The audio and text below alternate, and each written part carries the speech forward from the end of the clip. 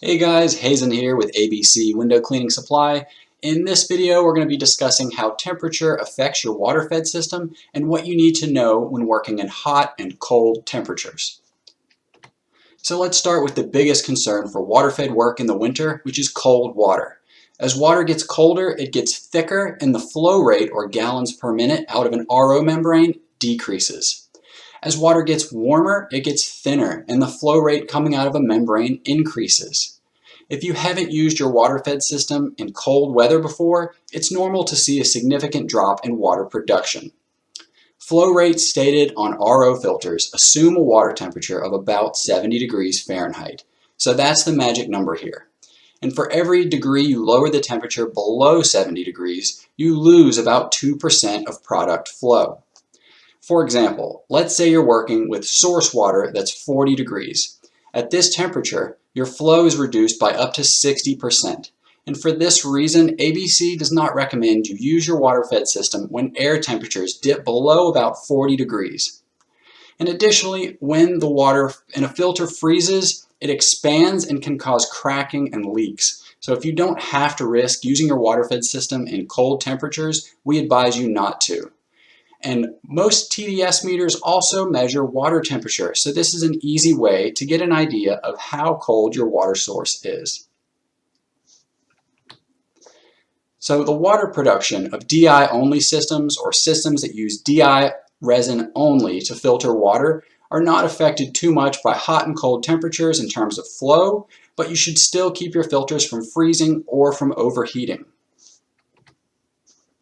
Multi-stage systems, on the other hand, are more efficient and cost-effective than DI due to their RO filter, but there are a few downsides to RO function in regards to performance and handling different water temperatures. Cold temperatures also have the tendency to make plastic parts more brittle, so having backup equipment in case you break something goes a long way to help keep you working without interruption. And it's always a good idea to carry an extra angle adapter for your WaterFed pole, but especially so in winter. And at this point, I know what you're probably thinking. Why don't we just use hot water, right? Unfortunately, it's not recommended to introduce heated water. RO membranes cannot handle water temperatures over 100 degrees Fahrenheit, and water heaters have silt and other sediments in their reservoirs, which at high concentrations can damage your RO filters. So far, we've only been talking about water flow changes. Pressure, or PSI change, due to temperature change will likely be marginal, but you'll still want to make sure that your pressure does not exceed the limit stated in your user's manual.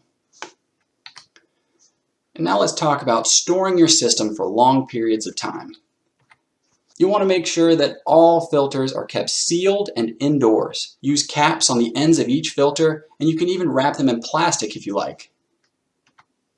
And again, once a filter freezes, it can be damaged beyond repair. And this is a costly mistake, so take care that you don't accidentally leave your system in conditions that could result in freezing. You'll also want to keep it away from direct heat and out of the sun. Heat and light can degrade your equipment prematurely. You'll also want to flush out your RO periodically to ensure maximum filter life. Now, ABC strongly recommends flushing out your RO once every 2 to 4 weeks. Periodic flushing will ensure that the filter doesn't dry out and will reduce the chance of biological growth ruining the filter elements while in storage.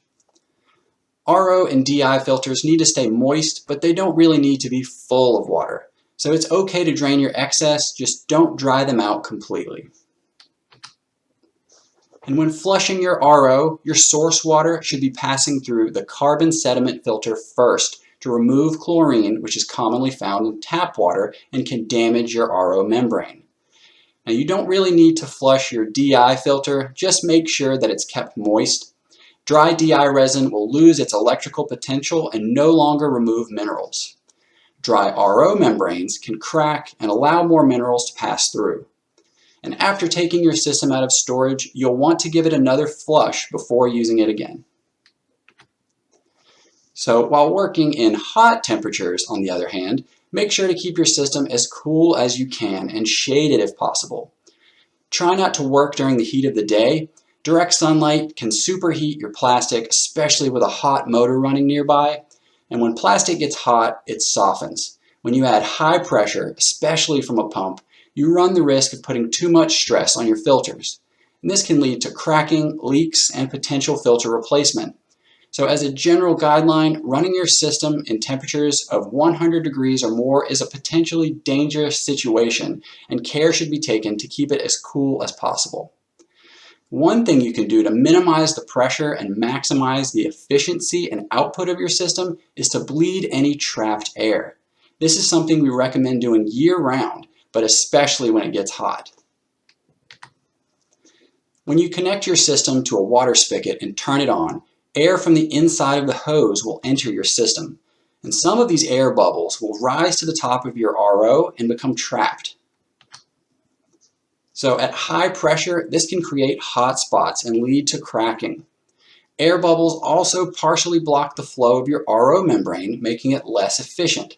So for these reasons, we recommend bleeding the air from your multi-stage WaterFed system, especially when working conditions over 100 degrees. And this is a very simple process which can be done in less than a minute. You want to start by hooking your system up to a water source and turning on the water like you normally would. You'll then turn off the water directly after your DI filter so that all the water is leaving your system through your RO bypass hose. You'll then fully open your bypass valve, then lay your system flat on the ground and turn it so the connection point between the RO housing and bypass hose is pointed straight up.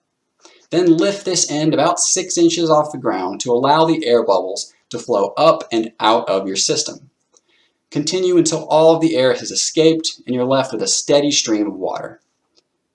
Now the air is now bled from your system and you can turn on the water to your pole and begin cleaning. Well, that about wraps it up for our advice on using your WaterFed system in hot and cold temperatures. I'm Hazen with ABC. Thanks so much for watching.